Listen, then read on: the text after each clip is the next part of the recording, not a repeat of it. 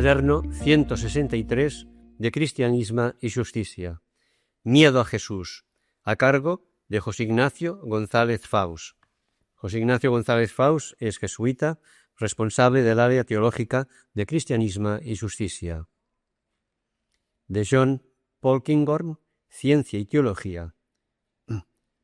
Un predicador lleno de autoridad que proclama la presencia del gobierno soberano de Dios, enseña y ejemplifica él mismo el amor desprendido a los demás, se adueña de la imaginación de sus oyentes por medio de parábolas que desasosiegan la mente con su insistente cuestionamiento de las prioridades convencionales, acoge en su compañía a los repudiados por la sociedad sin ver comprometida por ello su propia integridad, y brinda curación y compasión a los necesitados con quienes se cruzan su camino, una persona que muestra su enfado ante la dureza de corazón de quienes vuelven la espalda a la verdad, alguien que denuncia la hipocresía y advierte que la ciudad de Jerusalén será sometida a un juicio, un hombre de frases duras, deja que los muertos entierren a sus muertos, pero lo que es único en Jesús no es su vida, sino su muerte. Todos los demás fundadores de grandes religiones murieron a una edad avanzada, rodeados de respetuosos discípulos que se encargarían de proseguir la obra y extender el mensaje del Maestro. Jesús, por el contrario, es ejecutado en el esplendor de su vida, abandonado por sus discípulos y en apariencia completamente fracasado. De Lucas 2:34-35, este hombre ha sido puesto como señal de contradicción y para dejar al descubierto los razonamientos de muchos corazones. Avisos para navegantes. Hablando de la oración, Teresa de Jesús comenta varias veces la tentación de abandonar la humanidad de Cristo por la sospecha de que ir directamente a Dios sería más perfecto, y responde con una espléndida reivindicación de lo humano de Jesús. Por esta puerta hemos de entrar si queremos nos muestre la soberana majestad grandes secretos, de tal modo que si alguien cree que esto de apartarse de lo corpóreo bueno debe ser, sepa este tal que no ha de entrar en esta cuenta la sacratísima humanidad de Cristo. Advierte que eso es como andar el alma en el aire, que no trae arrimo, y señala el peligro de una oculta falta de humildad, arguyendo que los asnillos, para traer la noria del agua, aun cerrados los ojos y no entendiendo lo que hacen, sacarán más agua que el hortelano con toda su diligencia. Pues bien, si esta puede ser tentación del creyente en Jesús, no extrañará que aventuremos la sospecha de que una gran tentación del catolicismo de hoy pudiera ser muy similar a esa que denunciaba Teresa. Hoy no sería exactamente abandonar la humanidad de Jesús para ir más perfectamente hacia Dios, sino abandonarla para quedarse con una divinidad más importante y decisiva sin duda, pero que sería una divinidad sin rostro, una divinidad sin el contorno humano de Jesús de Nazaret, y en la que se puede proyectar entonces una imagen humana deducida de nuestras ideas racionales sobre la divinidad. Con su llamativa capacidad de intuición, Simone Weil, recién llegada a la fe cristiana, percibía algo de eso mismo cuando escribió hace ya más de 60 años: actualmente, ¿quién piensa en Cristo como un condenado de derecho común excepto sus enemigos? La Iglesia ciertamente no piensa así de Jesucristo, y esto lleva a una falsificación de su cruz y de la revelación de Dios en ella. La divinidad de Jesús deja así de ser el escándalo de un Dios delincuente, para pasar a ser una peana a la que se sube la Iglesia para no arrepentirse de sus pecados históricos. Y por eso, concluye Simón, se adora en Cristo la grandeza histórica de la Iglesia. Psicológicamente, resulta fácil comprender este miedo a Jesús si recordamos que, como titulé un cuaderno anterior dedicado a él, fue una figura seductora y subyugante, pero también subversiva. En Jesús se produce algo de lo que Otto escribía sobre lo santo, que a la vez fascina y asusta. Por eso, dice con mucha intuición el evangelista Lucas que este hombre está llamado a ser signo de contradicción. Todo ello creo que puede mostrarse a partir de la investigación histórica y ateniéndonos a lo que con más seguridad conocemos de Jesús. Y esta es la razón del presente cuaderno. Trataremos de presentar no una biografía ni un retrato completo de Jesús, pretensión imposible y hoy superada, sino unos trazos mínimos, garantizados por la investigación histórica y que son más que suficientes para pergeñar un esbozo de esa dialéctica entre atracción e incomodidad que parece un balance innegable de la figura de Jesús, más allá de la historicidad discutible o discutida de muchos pasajes y palabras concretas. Una dialéctica, no lo olvidemos, que coincide con la otra irreductible dualidad de Dios que se revela como amor, pero nos desborda por todas partes. Dios, sí, es Padre, pero el Padre sigue siendo Dios, como le gusta repetir a John Sobrino. Esta bipolaridad acabará sirviéndonos para enmarcar toda una visión de la vida creyente que se sume en la dialéctica muerte-vida, pero una dialéctica dinámica que propone ir a la vida a través de la muerte o, con léxico parecido de Juan de Yepes, no tener nada para llegar a tenerlo todo, y desde ahí trataríamos de apuntar un rápido diagnóstico para la Iglesia de hoy. Estas podrían ser las tres partes del presente cuaderno. Primer apartado. ¿Por qué Jesús seduce y molesta tanto?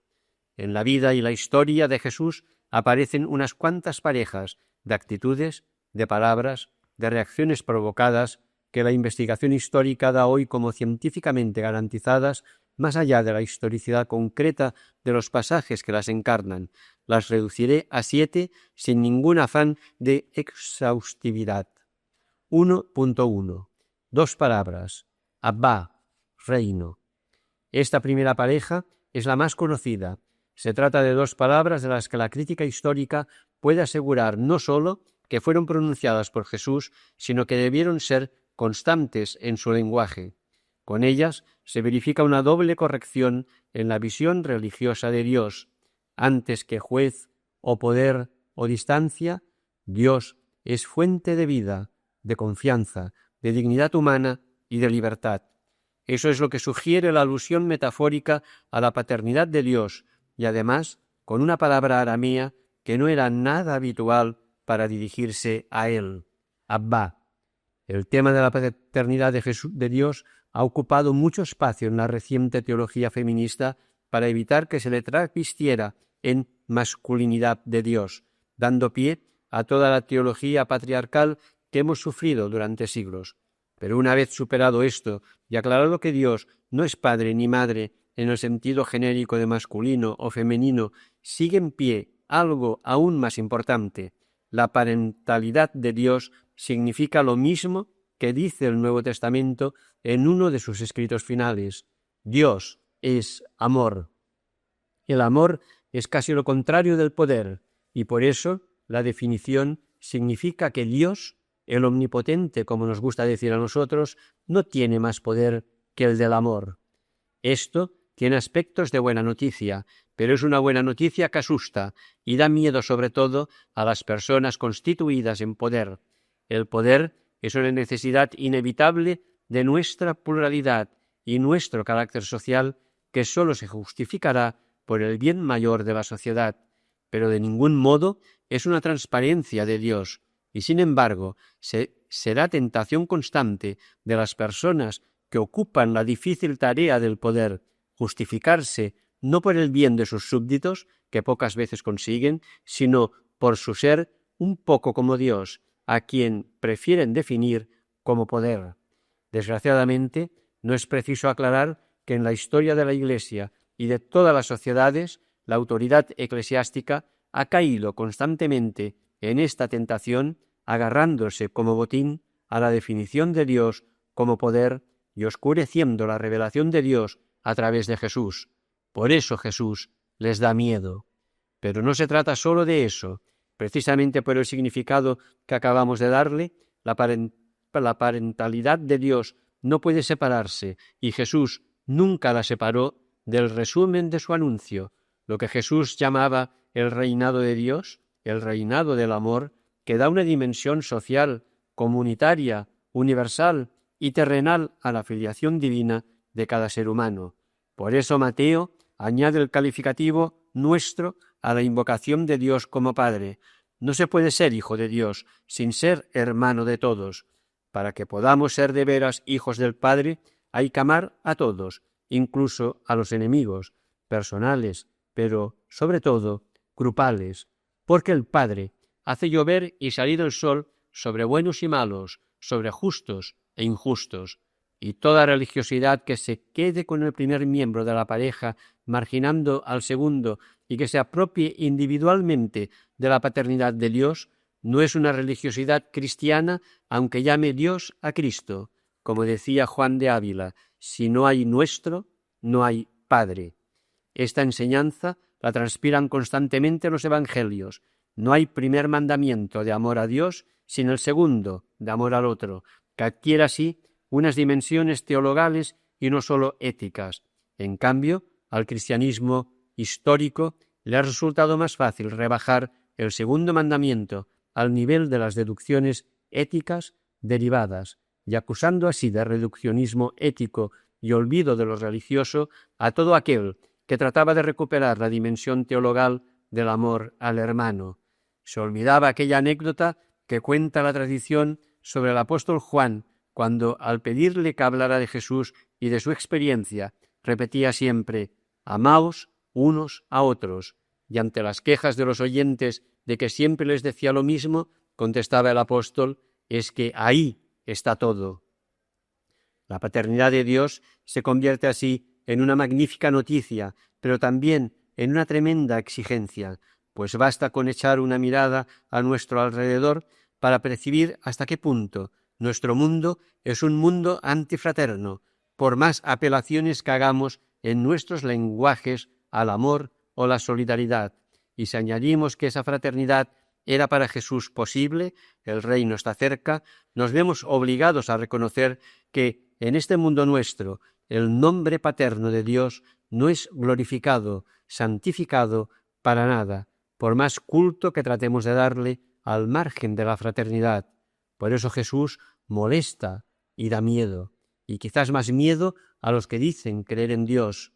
Puede ser bueno añadir que sólo en este contexto del reino que pugna por acercarse se entiende bien la denominación de la Iglesia como pueblo de Dios, recuperada por el Vaticano II.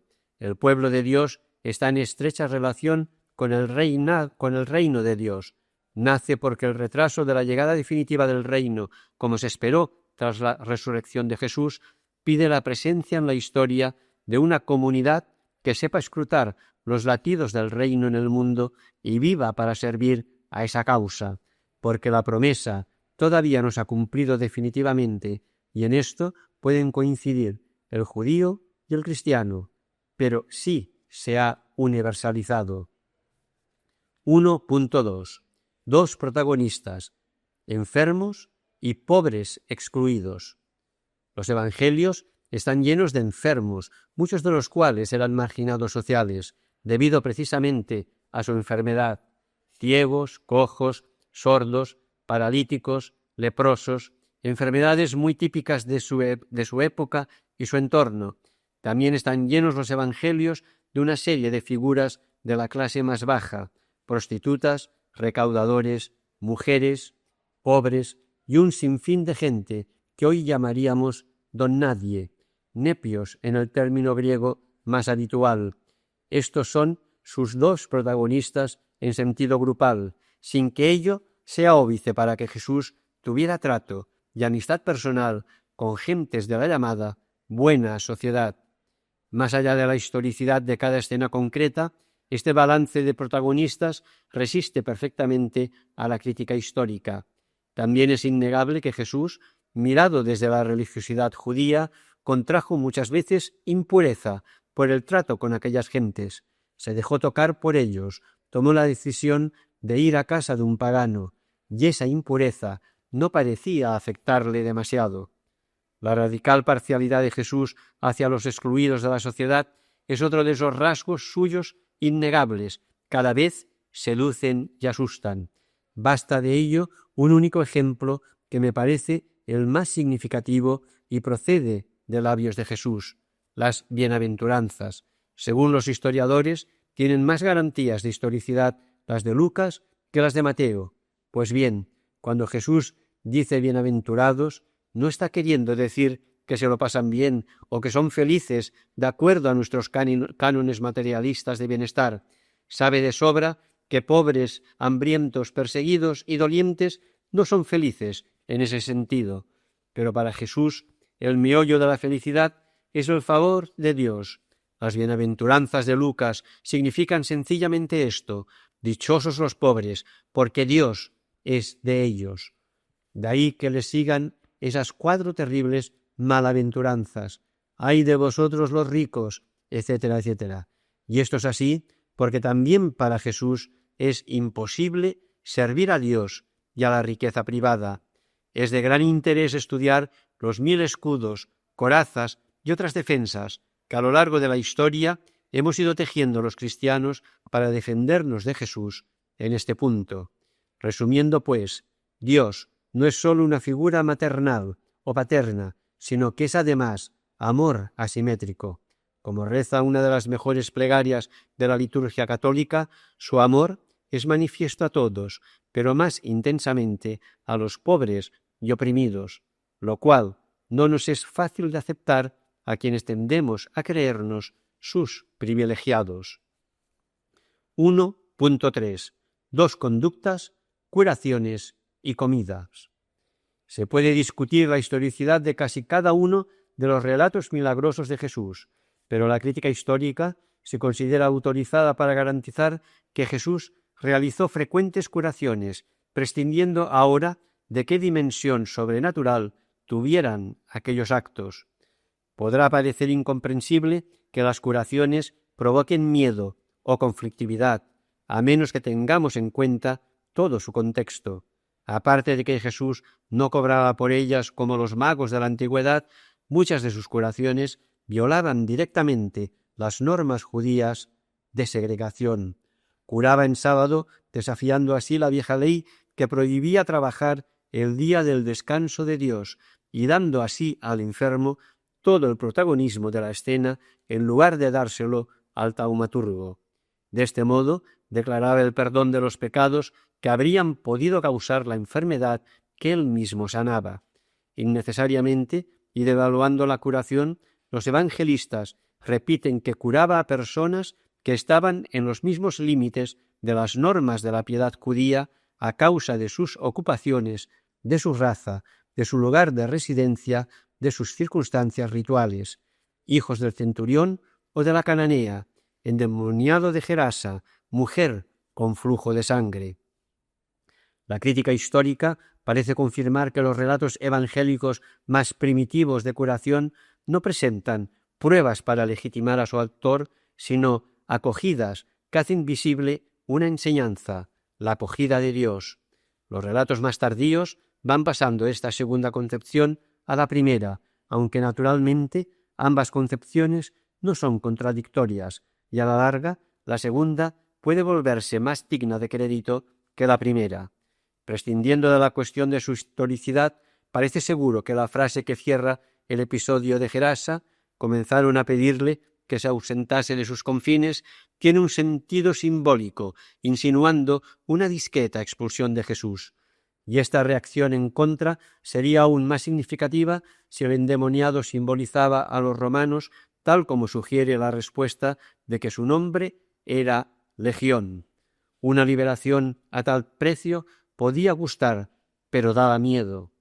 También las comidas de Jesús, en marcado contraste con la práctica de los banquetes casi públicos de la sociedad judía de su tiempo, tienen lugar con gentes de mal vivir. Cuando a Jesús se le tacha de comedor y bebedor, no es por el hecho del comer o beber, sino porque lo hace con publicanos y pecadores.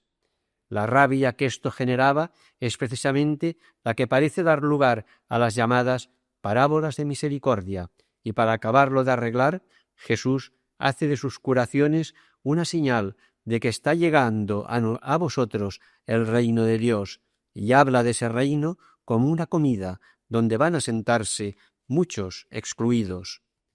1.4. Dos actitudes: exigir al de dentro, comprender al de fuera. La crítica histórica ha discutido mucho sobre el judaísmo de Jesús. La llamada tercera búsqueda ha insistido con razón en el profundo judaísmo del Nazareno, con algunas afirmaciones de las etapas anteriores que pusieron mucho más acento en la distancia de Jesús frente al judaísmo. Puede ser que la clave de armonía entre estas dos posturas se encuentre en la doble actitud que intitula este apartado. Jesús fue profundamente judío y sigue siendo la mayor maravilla y la mayor riqueza del judaísmo, pero resultó a la vez muy conflictivo, al menos para el judaísmo de su tiempo, y resultó así porque, para él, ser judío no implicaba un privilegio eximente, sino una exigencia mayor.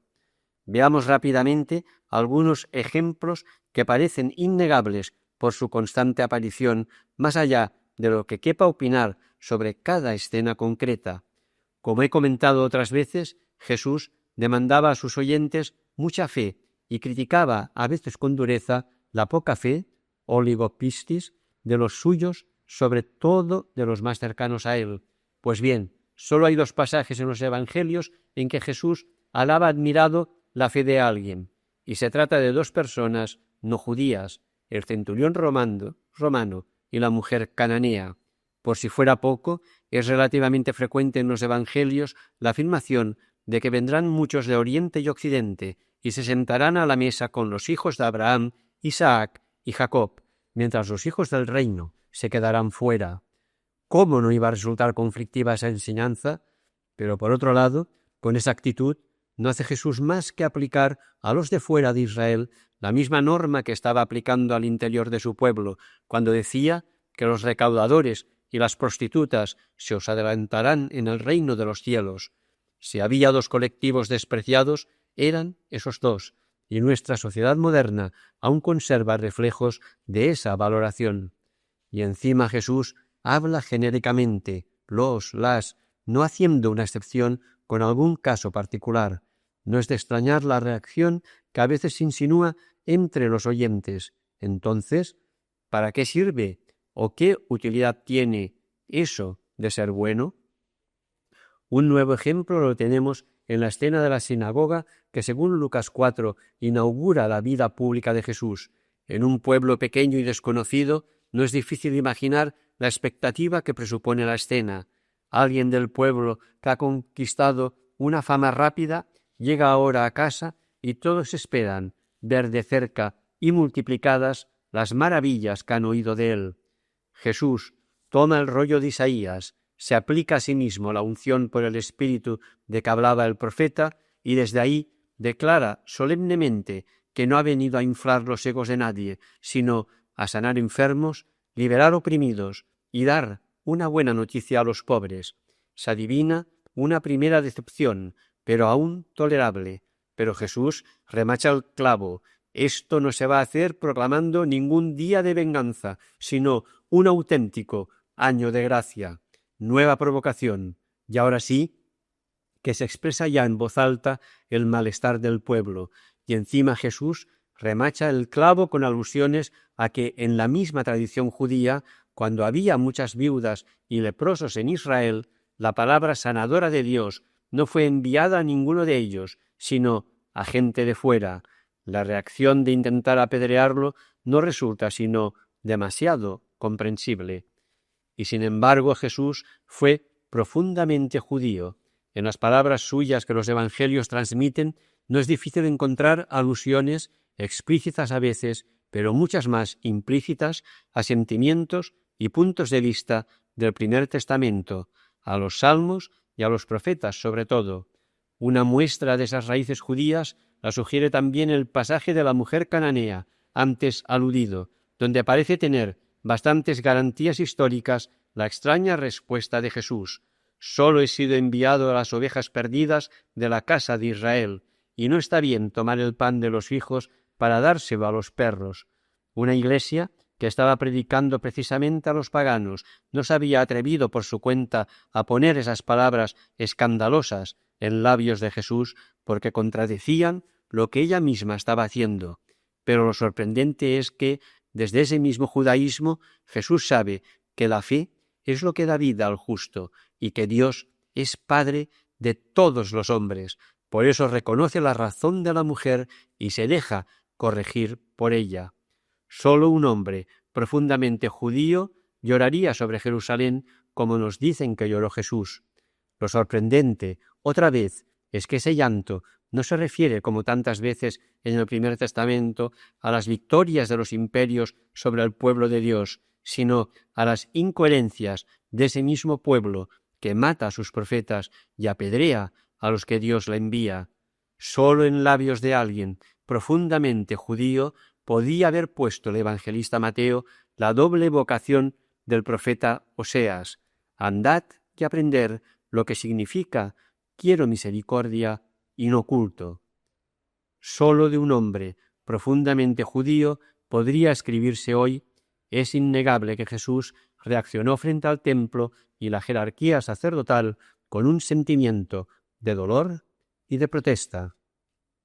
Y es que esa conflictividad de Jesús se apoyaba en definitiva en algo profundamente judío, la noción de elección de Dios que entendida bíblicamente nunca es privilegio para uno mismo y destino manifiesto, sino gratuidad, servicio y universalidad, llamada para los demás. Eso desborda la discusión sobre el judaísmo de Jesús y su conflicto con el Israel de su tiempo. Se trata en realidad de una actitud religiosa y humana que invierte todos nuestros posicionamientos iniciales, alegrarse con lo bueno de los demás y no cerrar los ojos a lo que debe ser corregido en nosotros, en lugar de esa autocomplacencia y desprecio hacia lo otro que de entrada nos caracteriza a todos. Otra vez, muy atractivo humanamente, pero muy molesto, casi irritante, y más irritante sobre todo para las instituciones eclesiásticas.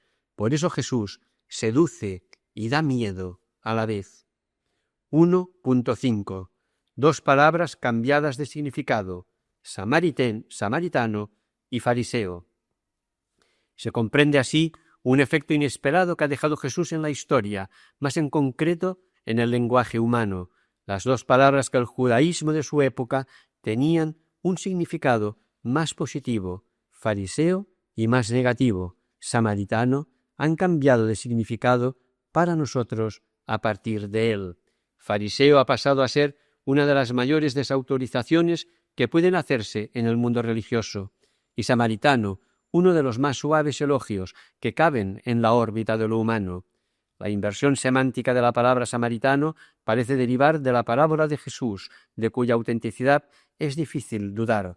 Hoy se ha hablado incluso de una iglesia samaritana para aludir no a la ruptura entre Israel y el cristianismo, sino a una iglesia que encarna la figura presentada en la parábola de Jesús.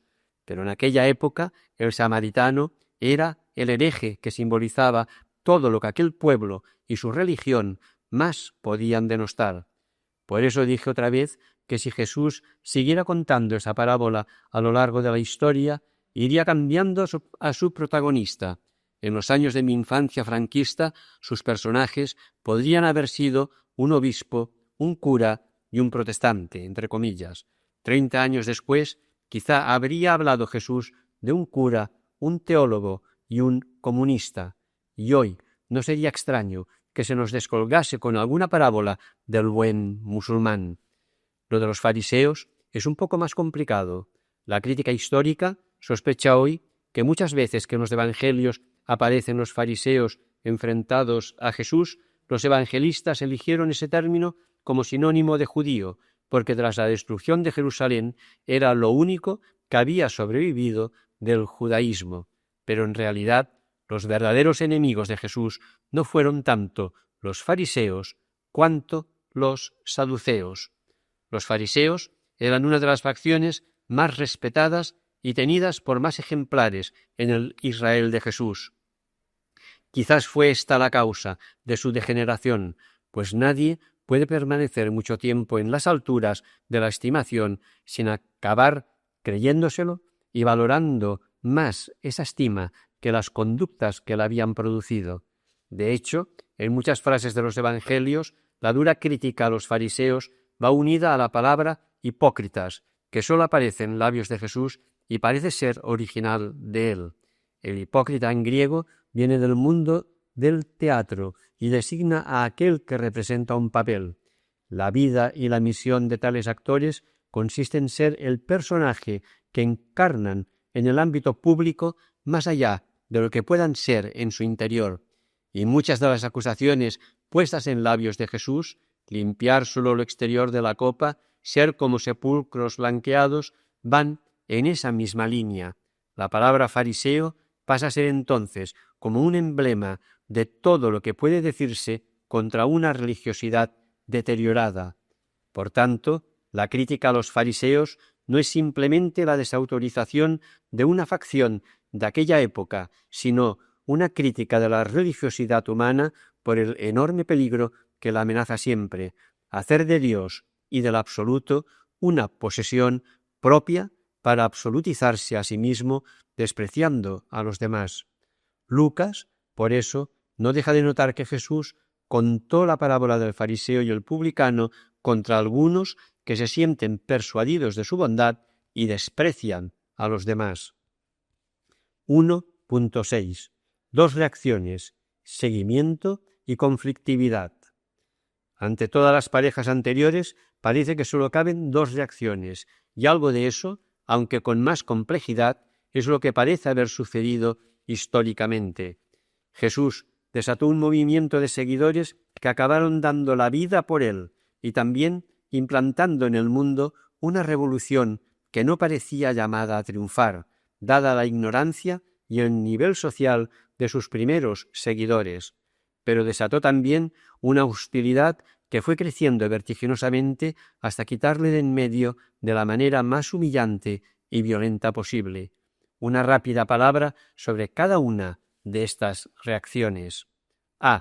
Parece históricamente innegable que esta segunda reacción estuvo liderada por los poderes religiosos de su época, sumos sacerdotes y Sanedrín, junto a la clase social más alta, que no vacilaron en buscar la ayuda del poder político del Imperio Romano.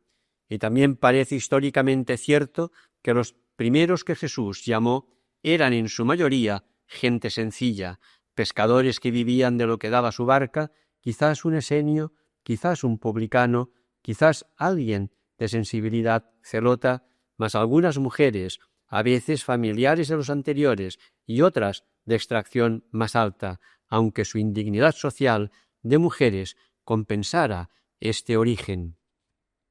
Este rasgo creo que no merece mayor análisis. Si convenía citarlo, era porque más tarde la mejor teología, ya no jesulogía, ha ido estableciendo como principio fundamental que un elemento indispensable para conocer a Jesús es el seguirle, y la historia parece remitirnos a que una condición del seguimiento es empobrecerse. Más allá de su historicidad concreta, algo significa la acumulación de frases como estas: vende lo que tienes, dalo a los pobres y luego sígueme. Las aves del cielo tienen nido y las zorras madriguera, pero el Hijo del Hombre no tiene donde reclinar la cabeza, y otras semejantes, dichas precisamente en escenas de seguimiento. Respecto a la conflictividad, amén de que resulte históricamente muy comprensible, si encuadramos a Jesús en su tiempo y su marco histórico sin pretender acercarnos a él sacándolo de ese marco, resulta también un dato muy pedagógico para hacer comprensible el tema de este cuaderno. Jesús da miedo, por seductor que sea, da miedo a los ricos, da miedo a mucha gente bien, y da miedo sobre todo a las autoridades religiosas, no por ser judías, sino por ser religiosas. Desde aquí se puede comprender que buena parte del antisemitismo presente en la historia de la Iglesia ha sido un desvío hábil para descargar sobre un determinado pueblo que ya no existía organizado sino en diáspora y sin poderes establecidos, la interpelación que supone Jesús para los suyos y para todo poder de tipo religioso. Un desvío facilitado por el interés de los evangelistas en dejar más en la sombra la culpa del Imperio romano, dado que allí se estaba predicando el cristianismo naciente. La crítica histórica considera esto como casi cierto, y es fácil presentirlo comparando simplemente la Pasión de Mateo, escrita para una comunidad judía, con la del griego Lucas. 1.7. Dos posibilidades: Dios es así o Jesús es un blasfemo. De todas las parejas vistas, se deduce que, tras el paso de Jesús por nuestra historia, caben ante él dos posturas en el ámbito creyente. Fuera de la fe, se podrá concluir, como Herodes y Pilatos, que era un loco, o un peligro político, o uno de tantos fracasados bien intencionados de la historia humana. Pero en el ámbito creyente, la pregunta y el dilema que nos deja Jesús es otro. ¿Era un blasfemo imperdonable o era la revelación misma de Dios?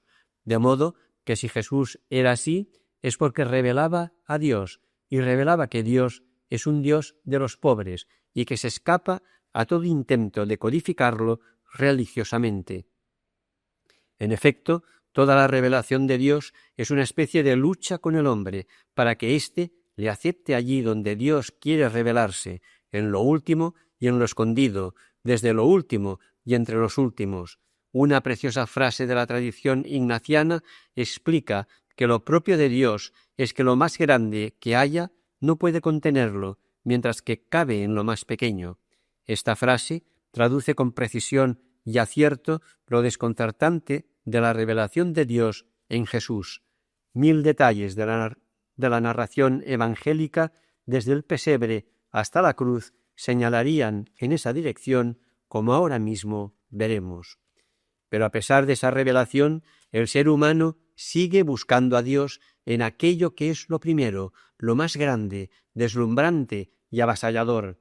Dios se revela en el amor y el hombre se empeña en buscarle en el poder.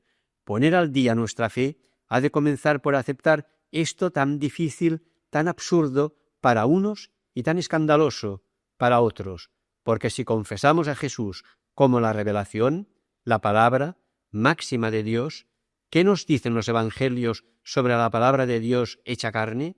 Basten unas pinceladas rápidas. No tuvo un linaje inmaculado.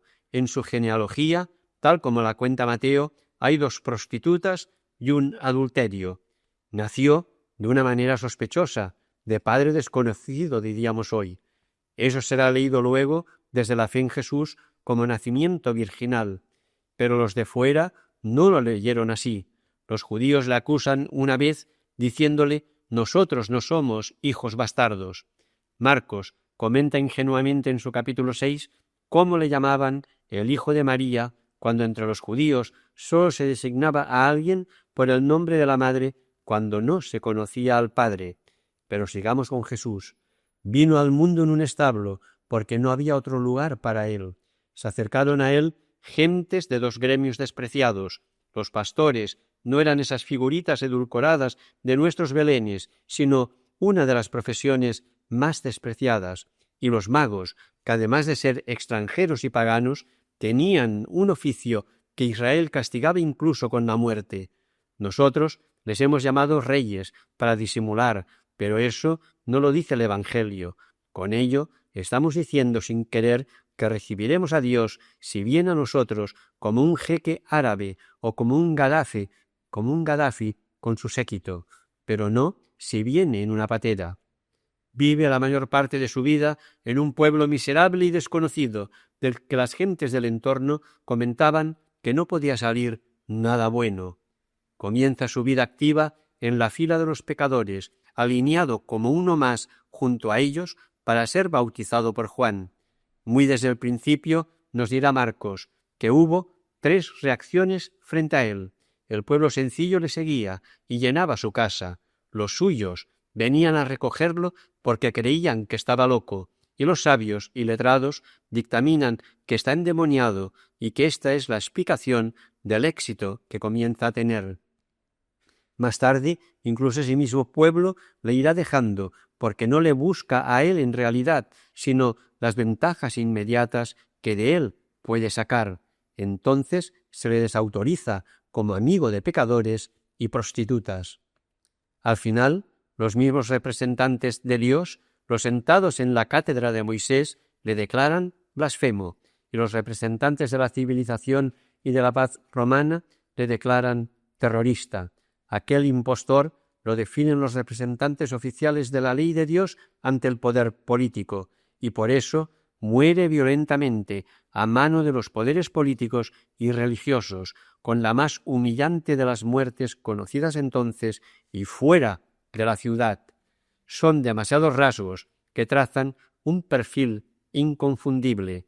Por eso es tan raro que poco después se creyera en él como la revelación de Dios y que se le siguiera con una radicalidad tal que fue capaz de superar la oposición de los tres grandes poderes de la época, el político del Imperio Romano, el religioso del Sanedrín judío y el cultural de la sabiduría griega. Raro es que así se creyera entonces, y aún más raro que así sigan creyendo muchos todavía hoy. Lo único comprensible, entre comillas, en todo caso es que tamaño escándalo tratemos de adulterarlo nosotros, vistiéndolo de rey y proyectando sobre él nuestra falsa idea de Dios, en lugar de dejar que se revele en él ese Dios a quien no esperábamos, porque si no, ¿a dónde nos lleva semejante revelación de Dios? Conclusión. La revolución en la idea de Dios. ¿A dónde puede llevarnos? Pues a constatar que decididamente Dios no es de los nuestros. Recordemos lo dicho en el apartado 3 sobre las bienaventuranzas de Lucas. Mateo, al inicio de su Sermón del Monte, nos viene a decir que quienes no estamos en situación de exclusión, solo tenemos un camino de acercarnos a Dios, la misericordia, el hambre de justicia y la opción radical por los pobres, que pueden acarrearnos también la persecución.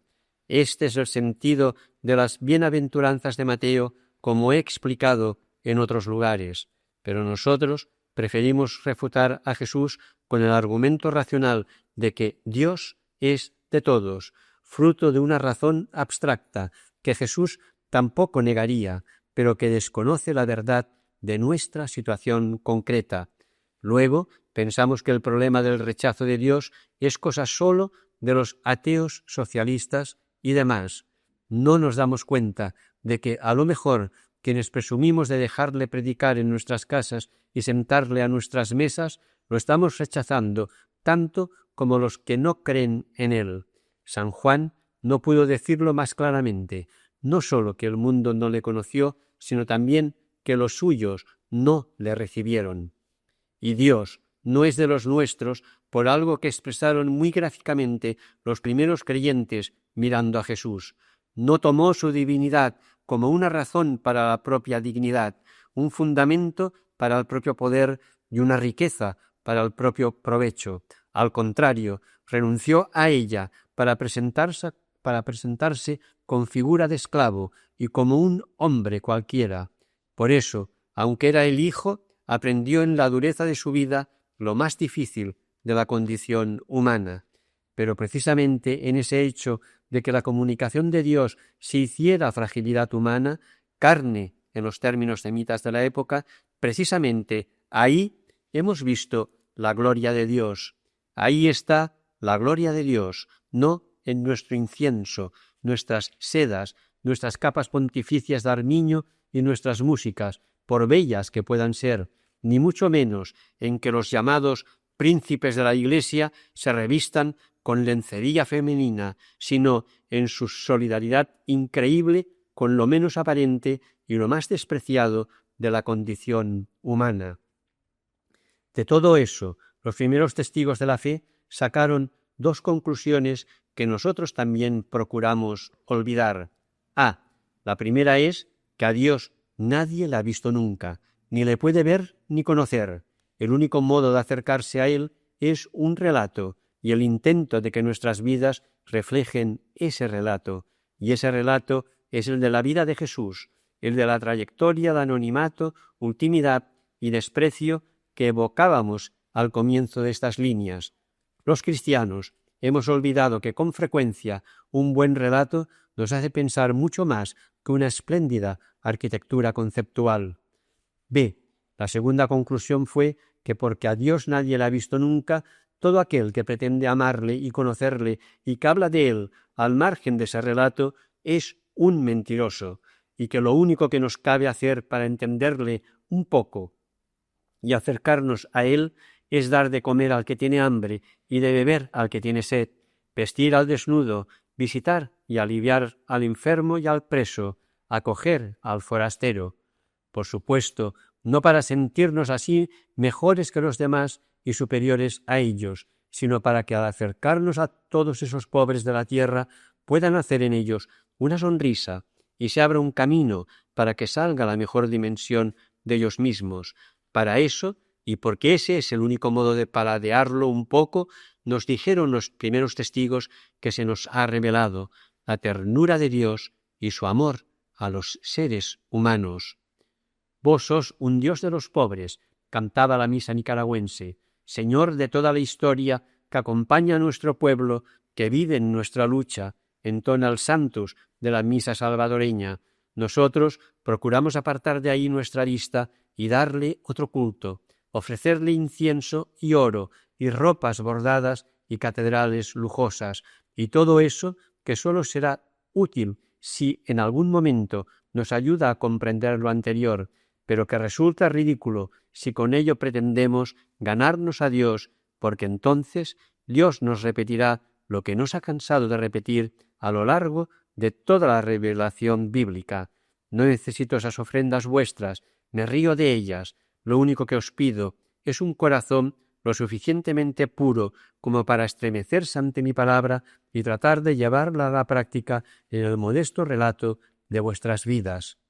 Y esto se puede proclamar en un par de páginas, pero sólo se llega a aprender desde una cercanía larga y paciente con aquellos que la primera tradición había llamado vicarios de Cristo y que fueron los pobres mucho antes que los papas. Es un proceso oscuro y cansado como una noche de los místicos, pero como esas noches es amable más que la alborada de nuestros esplendores cúlticos. Al final del proceso comienza uno a entender eso que se dice de que los pobres nos evangelizan, no porque sean más santos y mejores, son más bien los únicos que tienen derecho a ser malolientes y maleducados, pero sí porque el servicio a ellos es casi lo único que puede cambiar nuestro corazón de piedra en corazón de carne, y la evangelización es en buena parte un anuncio de que ese cambio es posible. Lo quieran o no lo quieran, todos esos que quieren estar con Dios precisamente porque no están con los últimos, estos son el primer lugar teológico, y si algo necesita urgentemente la Iglesia de Dios, no son doctores en derecho canónico, que tampoco hacen demasiada falta, ni siquiera doctores en teología, por mucha falta que hagan, sino aquellos que podríamos llamar doctores en pauperología, un doctorado que no conceden las universidades romanas y extranjeras, pero en mi modesta opinión, Dios nos regaló a lo largo del siglo XX con una legión de doctores titulados en esa escuela de las víctimas y de los últimos, la mayoría católicos, pero también varios de fuera de la Iglesia, María Skoptsov en la Iglesia Ortodoxa, Oeti Hillesum y Simón Weil. Varios de ellos, además mártires, quizá no mártires canónicos, pero sin duda mártires cristológicos. También como Jesús, pocos reconocidos hasta el momento, pero todos ellos, como Jesús, reflejados en estas palabras atribuidas a otro santo, ya aceptado y canonizado por la Iglesia tras una vida de bastante conflicto con ella, Vicente de Paúl. Pronto te darás cuenta de lo pesado que es llevar la caridad, mucho más que cargar con el jarro de sopa y con la cesta llena, pero conservarás tu dulzura y tu sonrisa. No consiste todo en distribuir la sopa y el pan. Eso también pueden hacerlo los ricos. Tú eres la insignificante sierva de los pobres, la hija de la caridad, siempre sonriente y de buen humor. Ellos son tus amos, terriblemente susceptibles y exigentes, ya lo verás, pero tanto cuanto más repugnantes sean y más sucios estén, cuanto más injustos y groseros sean, tanto más deberás darles tu amor. Solo por tu amor únicamente te perdonarán los pobres el pan que tú les das. No son palabras ingenuas de Vicente de Paúl, y debemos añadir que una vez aceptadas, también en esa casa del Padre, que es la casa de los pobres, hay muchas moradas y muchos carismas. Decisivo no es que todos estén y actúen ahí, sino que todos actúen siempre desde ahí. Entonces se completarán esas palabras con estas otras de uno de los grandes teólogos del pasado siglo. Si yo fallo en la justicia y en el amor, me aparto de ti infaliblemente, Dios mío, y mi culto es mera idolatría. Para creer en ti, he de creer en la justicia y en el amor. Es 1000 veces mejor creer en ellas que pronunciar tu nombre con mis labios. Sin ellas es imposible encontrarte a ti, y los que las viven andan por el camino que lleva a ti, en palabras de Delibac. Porque la falta de la justicia y del amor son las que acaban siempre construyendo un mundo que, por 1000 grandezas deslumbrantes que tenga, es un mundo repleto de víctimas, de pobres y de excluidos, que sustentan toda la grandeza del resto. Qué fácil resulta, a la luz de lo dicho, rezar sencilla y sinceramente aquello de «Señor, ten piedad de nosotros, porque hemos pecado contra ti». Segundo apartado, la llamada a una forma insólita de vida. El capítulo 16 de San Mateo trae una escena sorprendente que puede visibilizar cuanto acabamos de decir. Jesús felicita a Pedro como inspirado por el Padre Celestial en la profesión de su fe, y 5 minutos o 5 versículos después le tacha literalmente de Satanás. Hoy se considera muy probable, contra lo que enseñaba la antigua apologética católica, que la redacción de Mateo es secundaria respecto a la de Marcos, que no trae ni la profesión expresa en la filiación divina de Jesús, ni el subsiguiente reproche de Jesús a Pedro. La ortodoxia de Satanás y la verdadera gloria de Dios. Pero el evangelista Mateo ha querido dar a sus lectores una lección muy importante sobre la ortodoxia creyente. Con formulaciones muy ortodoxas se puede estar falsificando a Dios, porque tus miras no son las de Dios, sino las de los hombres. Y es que lo que está verdaderamente en juego en la divinidad de Jesucristo y en la identidad de Dios que ahí se revela es una concepción de la divinidad como triunfo o como entrega. Pedro, con una irreprochable ortodoxia verbal, sigue prisionero de esos intereses demasiado humanos. Y esto mismo es lo que podría suceder hoy con una forma de hablar de Cristo que orillase la referencia expresa a Jesús de Nazaret. Por eso, como ya hice en otras ocasiones, quisiera insistir en dar a la ortodoxia su sentido inclusivo pleno, que no alude sólo a una opinión correcta sobre Dios, sino a la verdadera gloria de Dios. Pues bien, si ese Jesús fue efectivamente la presencia y la revelación de Dios, como confiesa la Iglesia, si en él quiso Dios envolver, recapitular en lenguaje bíblico toda la realidad que había creado, entonces se sigue de ahí una visión de nuestra realidad que ya expuse otra vez con más detenimiento y que aquí solo apuntaré. Una visión de la realidad que a su vez continúa y culmina un esquema que encontramos ya como preparación en todo el Primer Testamento. Señalaré solo un par de momentos de esa preparación. 2.1. El esquema Éxodo, tierra prometida. Las primeras experiencias que dieron origen a la fe en el Dios bíblico no fueron experiencias extrahistóricas del aura luminosa que envuelve la naturaleza, fascinante unas veces y temible otras, sino experiencias históricas de salida, puesta en camino y búsqueda lenta de una meta confusa. Los 2 primeros padres y patriarcas de la fe cristiana son Abraham y Moisés. Abraham cree escuchar una voz que dice simplemente «Sal, atrévete a salir de tu entorno, tu patria y tu parentela, en busca de algo mayor, que tiene forma de promesa. Siglos más tarde, en el impresionante escenario del Sinaí, Moisés cree escuchar sobrecogido una voz que no le llama a admirar la grandeza y la belleza de aquellas moles inmensas de granito rosado, sino que le convoca a escuchar el clamor de un pueblo oprimido, cuyas lágrimas están llegando ante el mismo Dios, mucho más que las grandezas innegables del paisaje donde no se escucha ninguna voz de oprimidos. Moisés se sentirá superado y desbordado por esa promesa insensata: voy a liberar a mi pueblo. Pero el hecho es que unos cuantos decenios más tarde, y sin precisar ahora los detalles históricos de la gesta, el pueblo de Moisés se reencuentra en una tierra nueva, llamado a establecer en ella un pueblo en igualdad y justicia, donde no haya pobres, y si los hay, se les atiende, y donde los conflictos se resolvieran mucho más por medio de jueces carismáticos que de poderes totalitarios establecidos.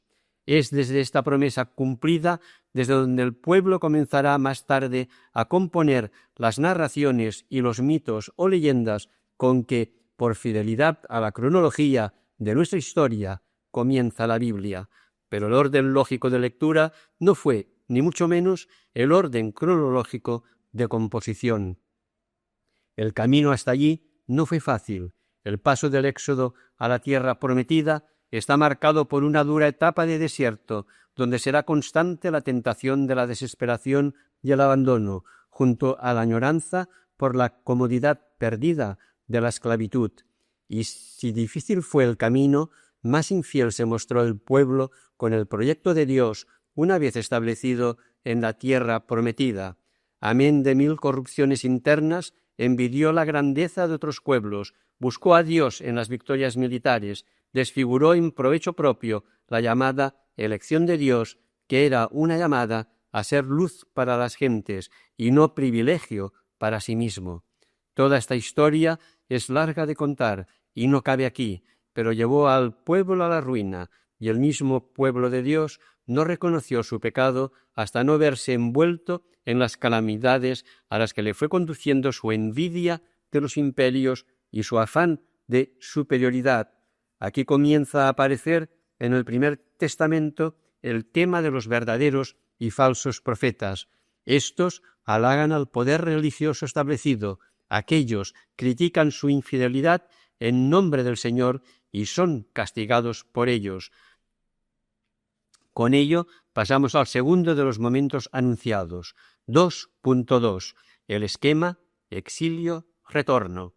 El exilio fue para Israel un drama casi insuperable y una tentación que parecía anunciar el abandono de Dios y el fracaso de la fe judía. Sin embargo, visto desde después, el exilio fue una gran fuente de experiencia de Dios. Los profetas que antes habían predicado no buscar apoyo en poderes exteriores, sino en la fidelidad al proyecto de Dios sobre Israel, enseñaron ahora a aceptar el destierro frente a los que Jeremías llama profetas de Babilonia, que anunciaban un regreso inmediato y triunfal. La aceptación del exilio enseñó al pueblo su larga trayectoria de infidelidad, pero le enseñó también que Dios es un Dios de todos los hombres y que su creación es buena, aunque esté infectada de maldad. Así se redacta el primer capítulo del Génesis y los 10 que le siguen. Le enseñó que entre los no creyentes puede haber mucha gente que no tiene bautizada la cabeza, pero tiene bautizado el corazón. Le enseñó igualmente que Dios es un Dios de la historia y que los que parecían grandes enemigos de Dios, como Nabucodonosor o Ciro, pueden ser vistos como siervos de Dios enviados por Él y no como meros enemigos a eliminar. El pueblo judío aprendió mucho de los demás pueblos y de sus religiones. Y finalmente, en el exilio, aprendió Israel su misión histórica, concretada en los poemas isayanos del siervo de Yahvé: trabajar por implantar la justicia en todas las naciones, sin violencia, sin quebrar ninguna semilla y sin desánimo a pesar de las dificultades, y finalmente encarnar esa figura que asume los pecados del mundo hasta perder su vida por ellos, pero que se convierte en salvación de todos. La fe de Israel se purificó y se enriqueció enormemente en el destierro, cosa que el nuevo pueblo de Dios no debería olvidar cuando hoy se siente a veces abocado a un nuevo exilio, al menos en nuestras sociedades occidentales. La Iglesia de Jesús cometió un pecado histórico similar al de Israel con la monarquía, la alianza y luego identificación con los poderes de esta tierra, primero, más suavemente, en Constantino y más radicalmente con Carlomagno y el poder temporal de los papas. El resultado de ese pecado es también similar al que supuso la monarquía en Israel, un momento de esplendor, la práctica coincidencia entre mundo e Iglesia, y luego una serie de desastres, corrupción, división de las iglesias similar a las de los dos reinos de Israel, y sólo tímidas reformas que tratan de cambiar las personas, pero sin tocar las estructuras. Por eso, las lecciones del destierro en Israel son muy válidas para el posible exilio al que, al menos en Occidente, se ve abocada la Iglesia de hoy, en parte por sus propios pecados y por haber sido sorda a las voces de muchos profetas. Pero sigamos con la primera alianza. Con la fe purificada, el pueblo está preparado para el regreso. Este tiene lugar en medio de una enorme alegría y con el deseo de una renovada fidelidad a Dios que se refleja en toda la maniobra de Esdras y Nehemías, cuando se escenifica un redescubrimiento de la ley y se renueva la fidelidad a ella. Es sabido que tampoco el regreso consiguió hacer fiel al pueblo de Dios. Se constata otra vez la verdad del profeta Jeremías: nada hay más falso y enfermo que el corazón humano. ¿Quién logrará entenderlo? Y así se reabrirá la promesa y la renuncia del hombre al único que puede salvar a un pueblo de tan dura cerviz, cambiando su corazón. Les daré un corazón para que me conozcan, y entonces Dios será nuestra justicia. Esa nueva infidelidad constituye el marco cercano a la aparición de Jesús, a quien el Nuevo Testamento confesará como justicia de Dios, en continuidad con la frase de Jeremías que acabo de citar. Con ello pasamos al tercer esquema bíblico, 2.3, el esquema muerte-resurrección. Efectivamente, es en todo este contexto histórico donde aparece Jesús, y en él se va a repetir agrandado el esquema dialéctico que estamos viendo. La ciencia histórica nos ha mostrado hasta qué punto es imprescindible todo este marco histórico, pero también teológico, para entender al Nazareno, y ha puesto de relieve que el gran fallo de toda la primera investigación sobre la vida de Jesús, pese a sus muchas aportaciones, fue prescindir de ese contexto y mirar los evangelios como si hubieran sido escritos en cualquier universidad alemana del siglo XIX y no en la Palestina del siglo I. Jesús, en efecto, justicia de Dios, como acabamos de citar, es presentado por el más judío de todos los evangelios como un nuevo Moisés, un auténtico profeta y el verdadero siervo de Yahvé. Como nuevo Moisés, Jesús reencarna el esquema del Éxodo, al mandamiento de salir a través del desierto hacia la tierra prometida, le sustituye ahora el del seguimiento de Jesús, con toda la dureza que ese seguimiento implica para ser pescadores de hombres, una expresión que no parece tener sentido numérico, sino cualitativo. Lo que Dios pretende, como he dicho otras veces, es sacar la máxima humanidad posible de esta mar turbia de inhumanidad que somos tantas veces los seres humanos.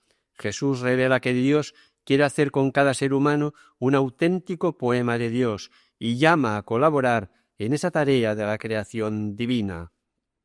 Pero además de eso, el evangelista más judío alinea a Jesús en la línea de los verdaderos profetas frente a la falsa profecía de sacerdotes y saduceos, o, en otro sentido, de celotas o esenios.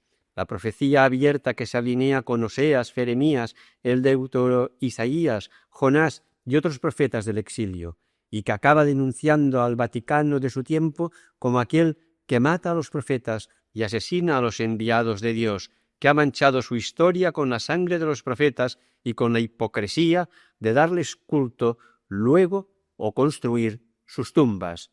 en Mateo 23, 29 a 32.37. Y C. Y finalmente, Jesús encarna aquella figura veterotestamentaria del siervo de Yahvé, que a partir de él deja de representar a Israel para pasar a ser anuncio de Jesús. Viene a servir y no a ser servido, y servir cargando sobre sus hombros todas las miserias y dolores de la humanidad sufriente, y si es necesario, hasta dar su vida por la liberación de los suyos. Todos los evangelistas, pero sobre todo Mateo, han sido sensibles a los parecidos entre aquella figura y Jesús. Pero ese servicio, que es el servicio del máximo amor, Dios lo convierte en fuente de nueva vida para todos. Él tomó sobre sí nuestros dolores y nuestras iniquidades, citará Mateo con clara alusión a Isaías 53, y eso le permitirá poner en labios de Jesús la conocida invitación: «Venid a mí, los que andáis agobiados con trabajos y cargas, y yo os aliviaré». Invitación innegablemente molesta para quienes deseen llamarse seguidores e imitadores de Jesús. El doble esquema de éxodo tierra prometida y de exilio regreso se transfigura ahora en ese binomio tan cristiano de muerte-resurrección. Y es importante destacar que a eso se refieren los textos del Nuevo Testamento cuando dicen que la muerte y resurrección de Jesús aconteció según las Escrituras, es decir, según los esquemas bíblicos que acabamos de presentar o según la teología veterotestamentaria de la historia. Abstraída de este contexto, la expresión «según las Escrituras» se convierte en una absurda busca de profecías concretas que se agarra a veces a la semejanza de una palabra para ver un anuncio de la muerte de Jesús, desbordando el sentido simbólico de muchos rasgos del Primer Testamento para convertirlos en anuncios oficiales.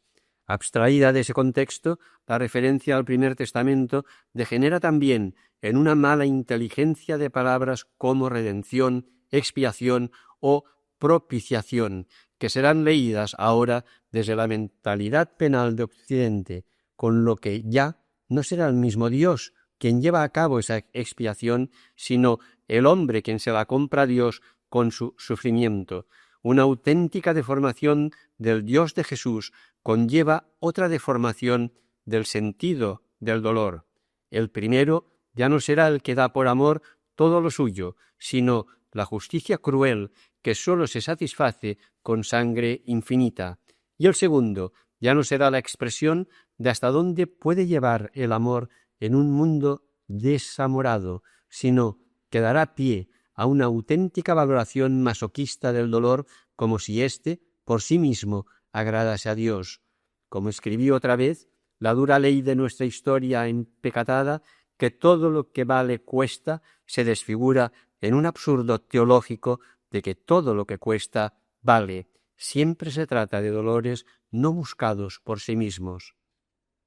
El esquema de vida entregada, muerte, resurrección es, en algún sentido, el legado del Jesús real y la puerta de su revelación de Dios.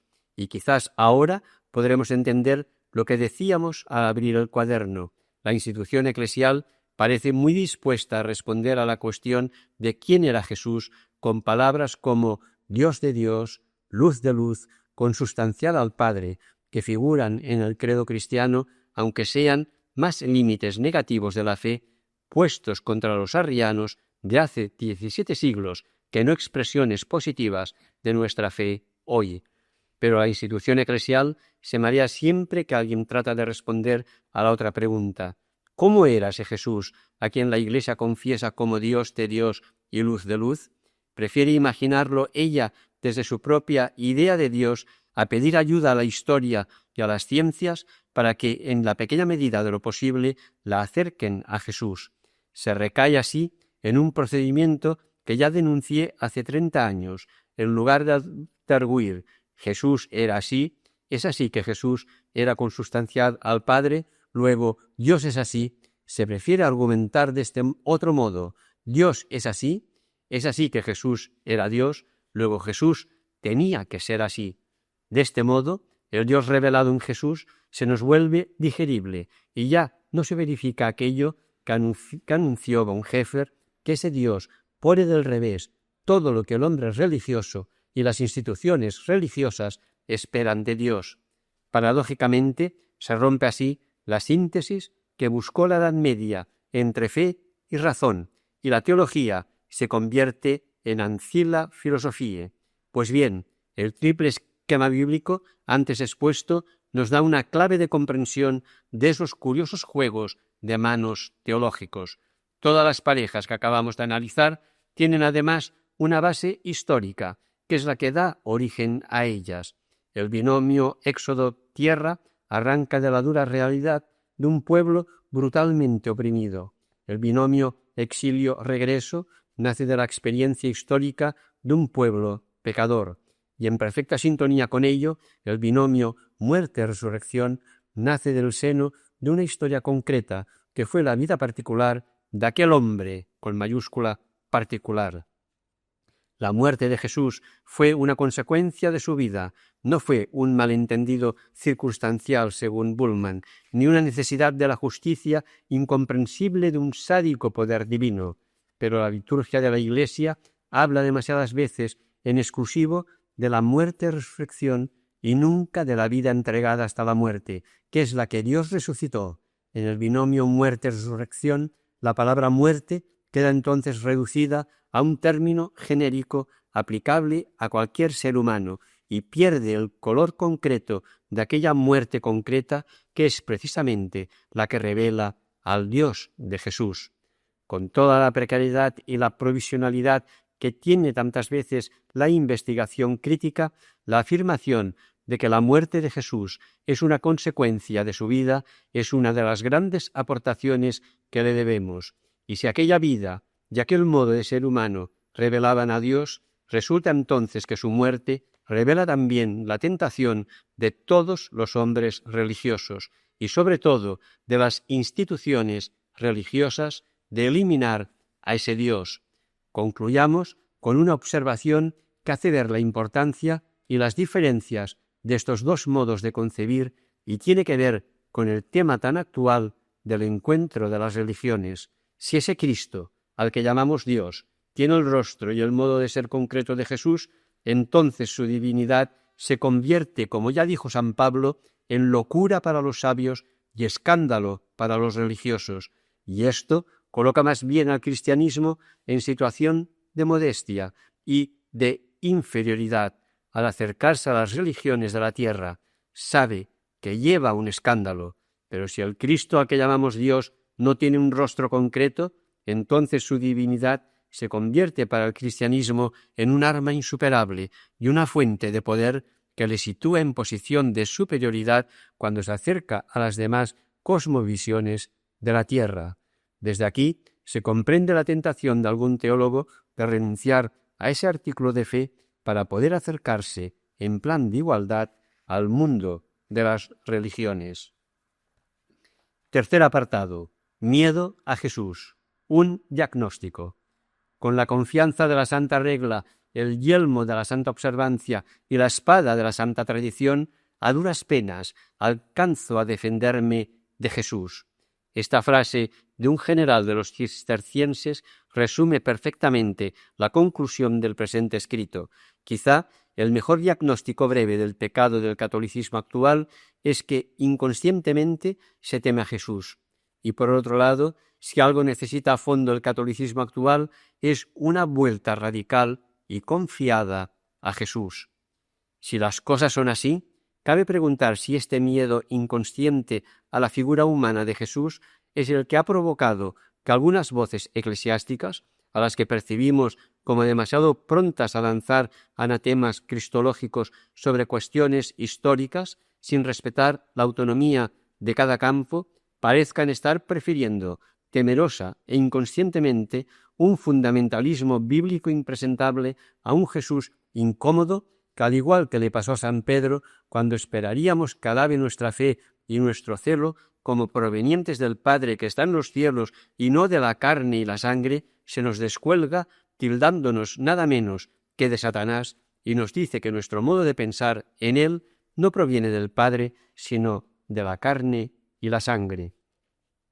Se aclararía así este miedo a la investigación crítica, renacido a última hora en las autoridades eclesiásticas tras las magníficas y matizadas declaraciones en su favor hechas por la Pontificia Comisión Bíblica y por el mismo Vaticano II. Es legítimo sospechar que lo que asusta de la crítica histórica no son tanto las exageraciones o los dislates que pueda proferir algún autor concreto y que se darán siempre, sino lo incómodo de la atractiva figura de Jesús que parece haber ido brotando de esa investigación. Al igual que ocurre con muchas promesas históricas, podría suceder también aquí que aquel famoso lema con que nació la investigación crítica, liberar a Jesús de la cárcel del dogma, se estuviese cumpliendo, aunque de manera muy distinta a la que la investigación naciente sospechaba. Jesús se va acercando a nosotros borrosamente, pero con algunos rasgos inconfundibles, y se nos acerca liberado, si no de la cárcel del dogma, sí, y claramente de la cárcel del dogmatismo, que suele ser una frecuente perversión de todos los dogmas y que le tenía efectivamente encerrado. Por ejemplo, liberado de aquello que Rahner denunciara hace años como la herejía más extendida en muchas cabezas cristianas, una especie de criptomonofisismo más o menos latente. Como ejemplo de todo retorno, lo que escribí hace poco, el problema actual de la institución eclesial podría estar en que le tiene miedo a Jesús e inconscientemente busca defenderse de él y no sabe cómo. Por eso prefiere hablar de un Cristo sin rostro hasta llegar a prohibir en algunos textos de catequesis el uso de la palabra Jesús, alegando que podría llevar a un olvido de su divinidad, como si los escritos joánicos que usan tantas veces el nombre de Jesús olvidaran por ello su divinidad, cuando su peligro fue más bien afirmarla unilateralmente. Pero Jesús no revela más divinidad que la de su figura humana, y ese es el escándalo de la encarnación. Nadie va al Padre sino por mí, fue la respuesta dada al apóstol Tomás cuando pedía a Jesús precisamente que les mostrase al Padre. En tiempo de Pablo, con el recuerdo de Jesús tan cercano, el apóstol podía hablar de Cristo como sinónimo de Jesús, cuando no lo decía significando el Mesías. Hoy en día, ambas palabras se han distanciado. Jesús, sin Cristo, puede aludir sencillamente a aquello que captamos, dejando sin expresar la toma de postura creyente o increyente ante él. Pero Cristo, sustituyendo a Jesús, parece apelar a una divinidad con un rostro diverso o ajeno al rostro del Nazareno. Paradójicamente, se cae aquí en aquello mismo de que los católicos acusaron antaño a Bultmann. Se pone la salvación cristiana meramente en el hecho de que Jesús ha existido, pero no en el contenido de ese hecho, con terminología germana en el das, pero no en el was. Nos salva el que Jesús ha existido, pero no que Jesús es el que ha existido. Cuando publiqué mi Cristología hace más de 30 años, insistí todo lo que supe en un rasgo de la fe en Jesucristo que muchas veces queda borroso también en las ortodoxias oficiales. La divinidad de Jesús no es algo que le afecte en exclusiva a él, de modo que quien pudiera disponer más de él, dispondría más de Dios, sino que, como recuperó el Vaticano II con un texto muy clásico de la primera Iglesia, por la encarnación, Dios se unió de algún modo con todos los hombres, con todos. Sin duda las ortodoxias oficiales preferirían que se hubiese dicho que se unió de alguna manera con el Papa o con los obispos solos, pero la fe de la Iglesia dice que con todos los hombres. Por eso Jesús tiene una filiación afiliante y una divinidad divinizante. A partir de este dato que la escuela paulina formuló como recapitulación de todo lo creado en Cristo, concluí la Cristología afirmando que la encarnación nos permite hablar de una estructura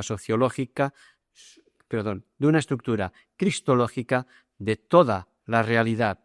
Y esta estructura se desplegaba a partir de la vida de Jesús y nos permitía hablar de la realidad como absoluto, la realidad como maldición y la realidad como promesa, encarnación, cruz y resurrección, las tres características que resumen la Cristología.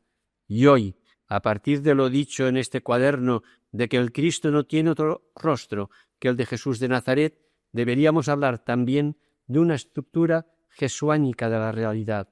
No debe ser entendida esta expresión como una fuente de superioridad cristiana, puesto que, por su resurrección, Jesús ha dejado de ser patrimonio exclusivo de los cristianos. Debe entenderse más bien como una llamada a ver la realidad como marcada por el reino, que está cerca, por el antirreino, que parece más presente, y por la promesa escatológica. Y por consiguiente debe volver nuestra religiosidad hacia la realidad signada por este triple existencial. Desde aquí quizás sea posible comprender por qué Jesús resulta a la vez tan seductor y tan amenazador. Abre unos horizontes casi inaccesibles que desbordan nuestra pequeñez humana. Así de humano solo puede serlo el mismo Dios, escribió con finura Leonardo Boff como resumen de la experiencia de muchos que convivieron con él. Pero tanta calidad humana nos parece inaccesible, y más cuanto más y mejor nos conocemos. Jesús, el Jesús real, no el sustituido por un Cristo sin rostro, nos convierte en imperativo lo que era la tentación de la serpiente, ser como Dios. Pero la idea de Dios ha quedado vuelta del revés en esa promesa, porque se trata de ser misericordiosos como el Padre Celestial. Otra vez, algo seductor y sobrecogedor para nuestra pequeñez. Conclusión. No temáis. Los aficionados al tenis han comentado alguna vez lo que sucede con el juego de Roger Federer. Viéndole el tenis parece fácil. Rafa Nadal nos deja cierta sensación de que el triunfo es fruto de la carrera constante y el esfuerzo incansable, pero con Federer no sucede así. Es como si diera la casualidad de que él estaba allí. La facilidad imposible. Los latinos se preguntaban si licet magna componere parvis, si es legítimo explicar lo más grande con pequeñeces. Por si acaso, podríamos subir algún peldaño más en la escala de la grandeza y pensar en Mozart. Su música parece fácil. Quizás si prescindimos del Requiem, cualquier aria de Don Juan da la sensación de que la música siempre ha sido eso y nada más que eso.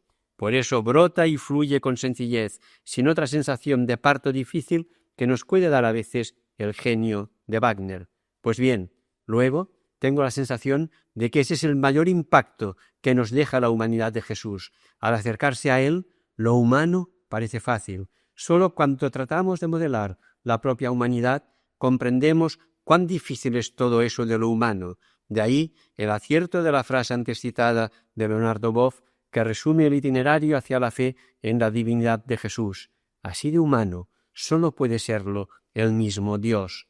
Aquí se besan otra vez la seducción y el vértigo, y aquí precisamente somos remitidos a esa aventura de una entrega radical y confiada que llamamos fe.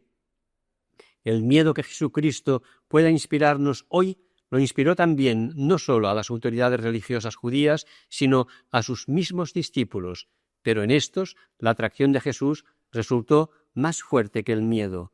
Algo de esto es lo que se nos pide hoy, ese seguimiento confiado que se atreve a escuchar la palabra tantas veces repetida, no temáis, y que acaba convencido de que nuestra fe es la victoria que vence a este mundo. Así, el seguidor de Jesús se sentirá más de una vez llorando amargamente como Pedro, pero también cantando como el profeta Jeremías, entre agradecido y asustado.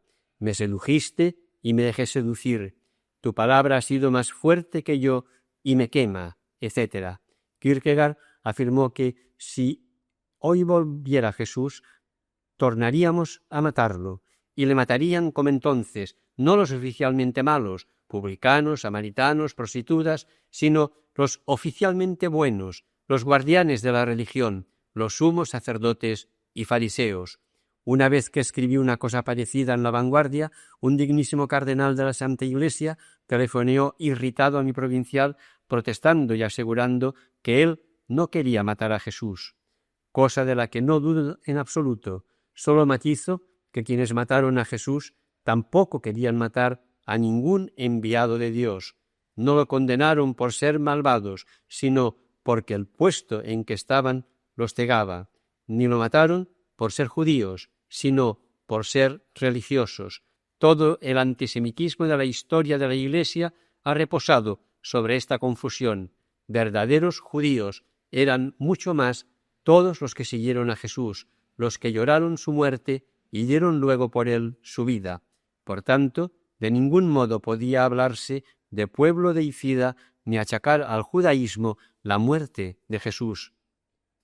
Y bien, tengo la impresión de que algo de esto ha ocurrido hoy. Jesús ha vuelto en algún sentido que no es sólo metafórico. La investigación histórica nos lo ha acercado, y la reacción de muchos sumos sacerdotes ante casos como el libro de Pagola ha sido la de volverlo a eliminar, exactamente como anunciara aquel gran cristiano danés, pero con el peligro de confirmar estas palabras proféticas de Ratzinger con las que concluiremos. Hoy, la Iglesia se ha convertido para muchos en el principal obstáculo para la fe. En ella solo puede verse la lucha por el poder humano, el mezquino teatro de quienes con sus observaciones quieren absolutizar el cristianismo oficial y paralizar el verdadero espíritu del cristianismo. Quizá, pues, sí que necesitamos volver una y otra vez sobre aquellas palabras que forman parte del discurso de despedida de Jesús en el cuarto Evangelio. Tened confianza, yo he vencido al mundo. Hasta aquí el cuaderno 163 de Cristianisme y Justicia.